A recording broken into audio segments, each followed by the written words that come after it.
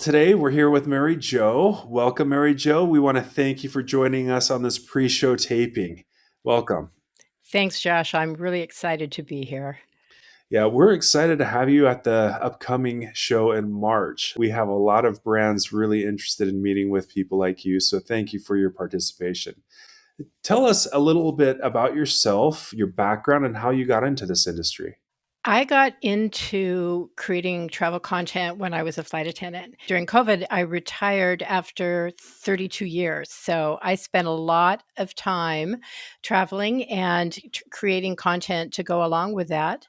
Seemed like a natural extension of what I was doing. Tell me about maybe some of the experiences you've had in collaborating with people trying to navigate this space. Today, what people want when they're looking for travel content is they want to create a relationship. It's not just about checking boxes and, filling out forms, although that certainly is part of creating travel. They want a relationship with someone who's just like them, because if someone just like them likes something, then they will too. There is a lot of fear with travel sometimes.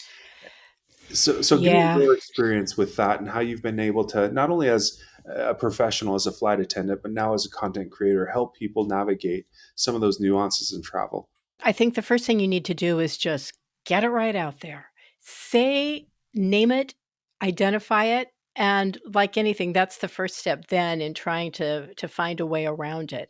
But travel is not as easy as it was when I first started flying. So it's mostly information is power. Get that information, answer your questions, your fears, address your concerns, and then move forward with confidence. People I'm a baby boomer. And when I talk to people, they want to know how, they don't want to know how a millennial solves a problem. They want to know how I, as a baby boomer, solved a problem.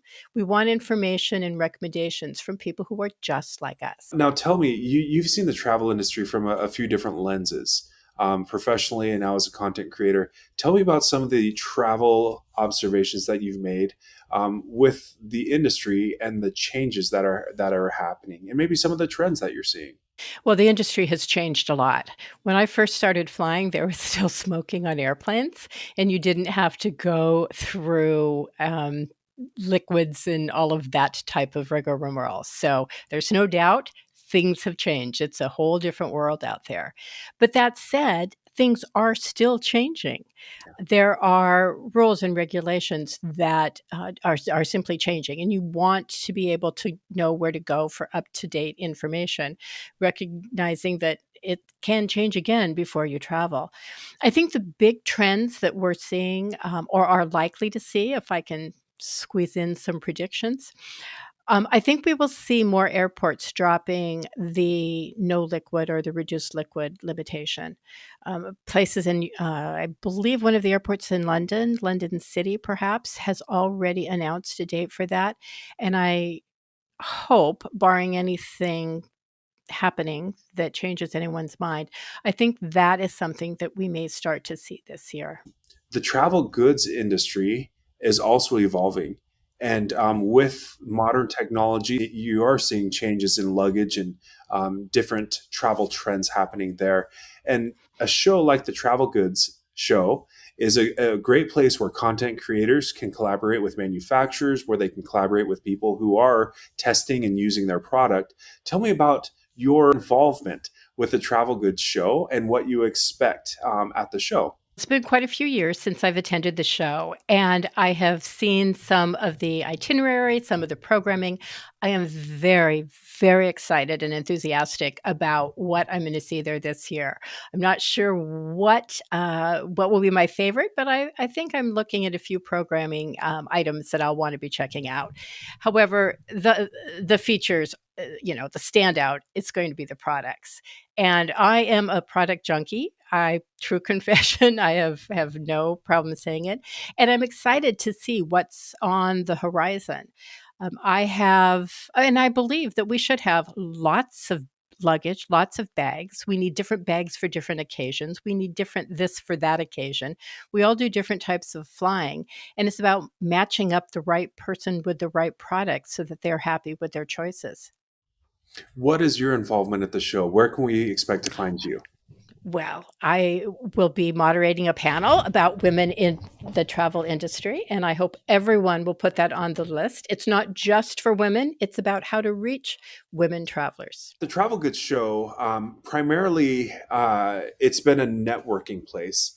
Historically between retailers and manufacturers. And as the market has shifted and changed, we've included not only brick and mortar, but on e-commerce platforms. Um, Now, content creators and social media is a new marketplace for a lot of these brand manufacturers. Tell me about the importance of collaboration and what we're doing in bringing content creators at the show along with our retailers, along with our buyers, along with our e-commerce platforms, and how this synergy, this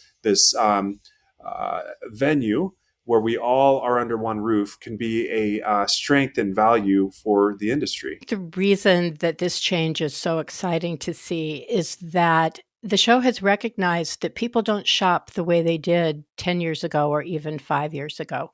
They shop differently. They look for different sources to get information about what to buy or what to research. People are doing a whole lot more research into products now than just popping out to a store and laying down a credit card. So it's really exciting to see that the show is recognizing that we are different and we are doing business differently. And by doing that, you are actually connecting your your members, your businesses, your commerce, your commercial outlets with people who can help the traveler who is now shopping differently because it's a far more collaborative effort than it has been in the past. You touched on this a little bit about some exciting changes that have happened at the show. What are you most excited for beyond these panels and discussions and these big brands coming? Is there something that you're looking forward to that maybe you haven't mentioned yet? My favorite is always the new products because it's fun looking at who's created a new solution to a need or who is just cutting edge that I can't quite figure it out yet. And then, 2 years from now, I'm looking back going, now I get it. So the new products are always my favorite. When you travel, what are your Mary Jo's 5 top items that you cannot leave home without? I have to have my phone. And I'm an avid reader, so I have to have my Kindle. I always have my AirPods. Those are always my must have, no matter where I'm going and no matter from how long. The others can vary. If I'm checking bags, I want my AirTags in there. I like a pretty passport cover.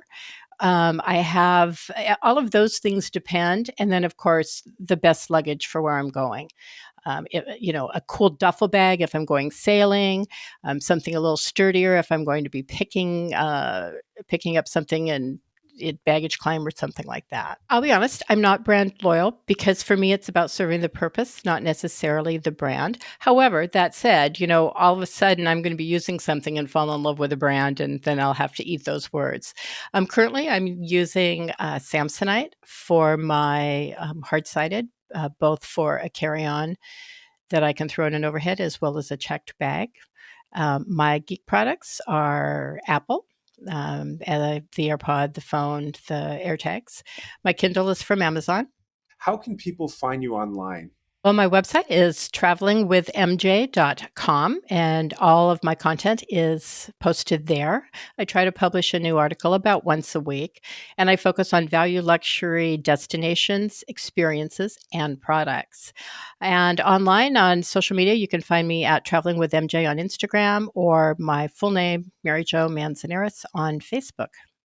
If there is something as you've traveled and learned throughout your time traveling, what could you impart to the viewers who are watching? My best travel advice is say yes.